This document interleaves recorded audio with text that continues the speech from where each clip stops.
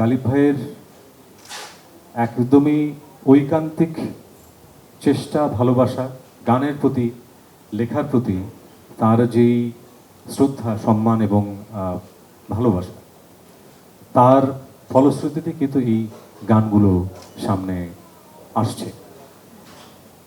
আজকের এই আয়োজন আমি মনে করি আমার জীবনে একটি অনন্য সাধারণ সন্ধ্যা। কারণ যে মানুষটির গান করতে পেরেছি, তার জন্য সুর করতে পেরেছি, আমি মনে করি আমার প্রাপ্তি অনেক অনেক প্রাপ্তি হয়েছে আমার।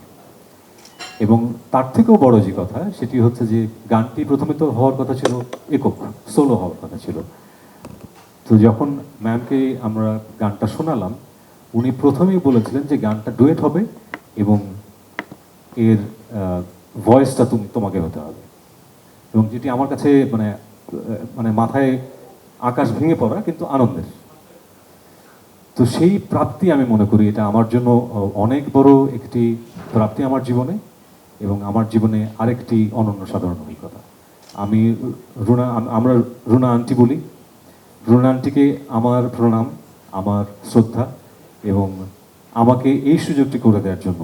আমরা অনেকগুলো মানুষ একসাথে কাজ করি এবং এই অনেকগুলো মানুষের কাজের ফসলই বের হয়ে আসে। আমি একটু পরিচয় করে দিতে চাই।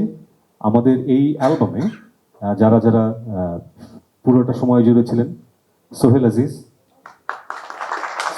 On keyboards. আমাদের এই বেশ কিছু গানে সোহেল ভাইয়ের অংশগ্রহণ আছে। সবগুলো গানে বেস লাইন বাজিয়েছেন জন শার্টন, অনবদ্য আরেকজন মিউজিশিয়ান। বেশ কিছু গানে গিটার বাজিয়েছেন মাসুম ওয়াহিদুর রহমান।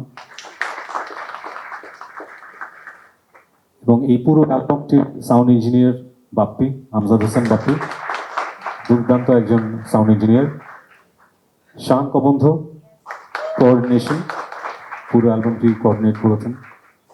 আর আমার স্পেশাল ধন্যবাদ আমার স্ত্রী, কারণ এই পুরো জ্বালা যন্ত্রণাটি তাকে সহ্য করতে হয়েছে, কারণ আমি বহু সময় আছে আমি অনেক রাত করে বাড়ি ফিরেছি।